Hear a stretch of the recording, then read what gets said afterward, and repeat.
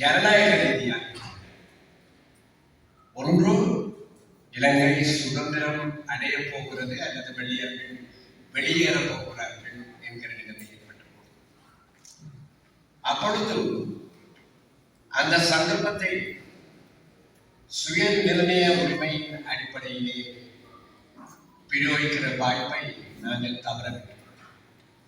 இருந்தாலும் அந்த நேரத்தில் தமிழர்கள் சார்பிலே சம உரிமை கோரிக்கை 50-50 மிக வலுவாக எழுப்பப்பட்டது.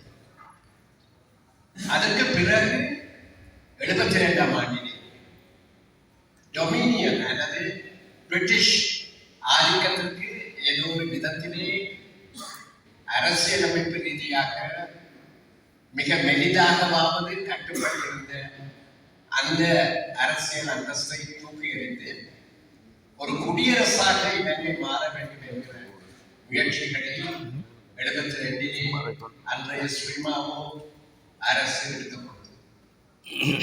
அப்பொழுதும் எங்களுக்கு ஒரு சந்தர்ப்பம் இருந்தது.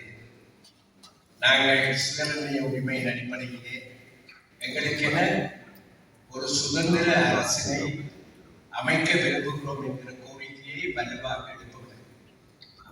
அதையும் நாங்கள் பயன்படுத்த அப்படி சொல்வோமே பயன்படுத்திக் கொள்ளும். இப்பொழுது ஒரு சந்தர்ப்பம் வந்திருக்கிறது. இங்கே ஏக ராஜ்ய அரசியல் அமைப்பை கொண்டு வர பார்க்கிறார்கள் என்கிற எங்களுடைய பார்வை ஒருபுறம் இருக்க, சிங்கள தேசம் ஒரு சந்தர்ப்பத்தை எங்களுக்கு முன்னாடி தருகிறது. 3-2 பெரும்பான்மையை கொண்டிருக்கிற அரசாங்கம் இன்றைய அரசியல் அமைப்பை ஒதுக்கிவிட்டு புதிய ஒரு அரசியல் சாசனத்தை அல்லது அமைப்பை கொண்டு வருவார்.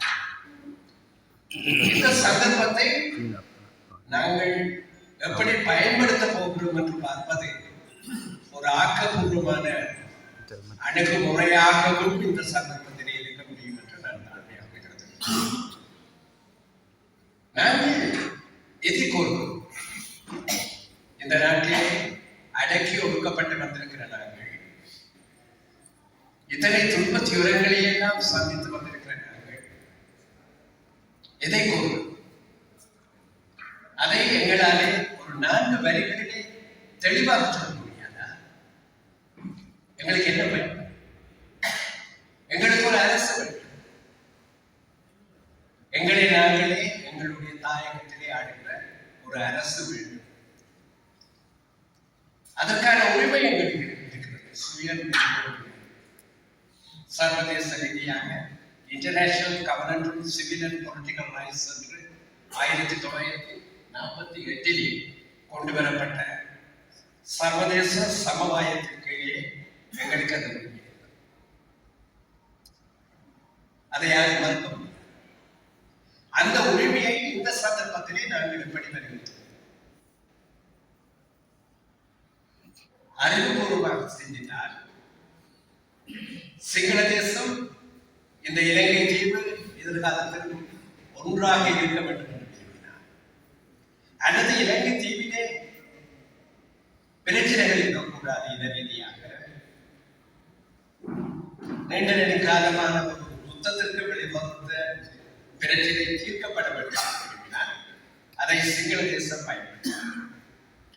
எங்களை பொறுத்த மட்டிலே நாங்கள் எங்களுடைய சொந்த மண்ணிலே நிமிர்ந்து சுதந்திரத்தோடு வாழ வேண்டும் என்று விரும்பினால் நாங்களும் பயன்படுத்துவோம்.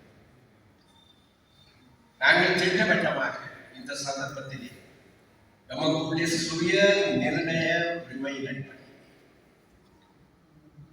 தமிழ் தேசம், தமிழர் தேசம் சுயாட்சி கொடுக்கிறது.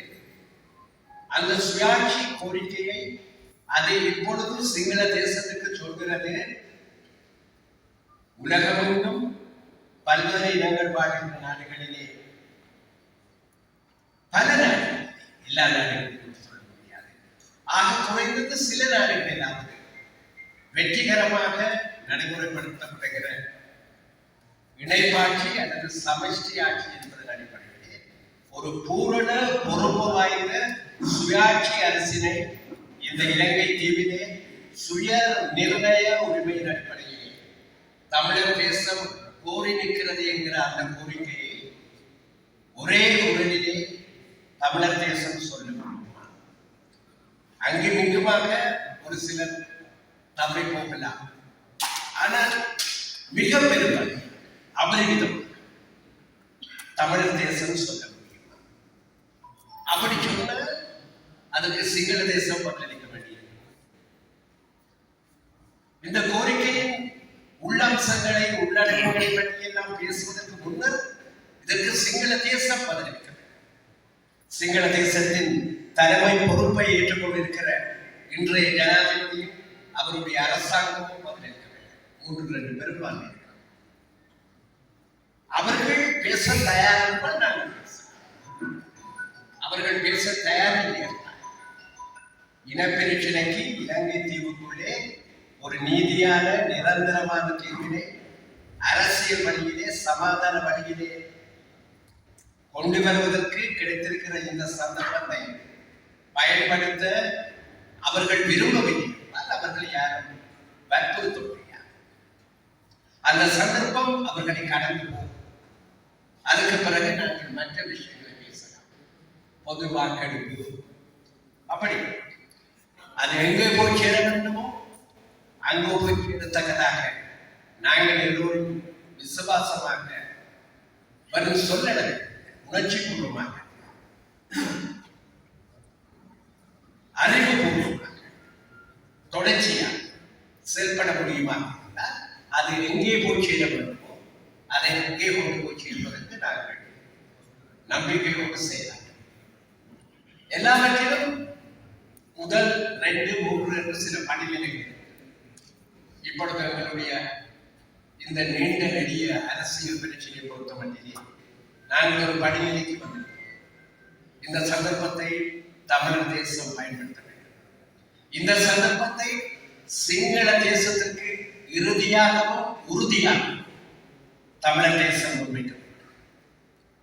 அதாவது எங்களுடைய தீர்வு என்பது எந்த அடிப்படையிலே அமைய முடியும் என தமிழர் தேசம் விரும்புகிறது.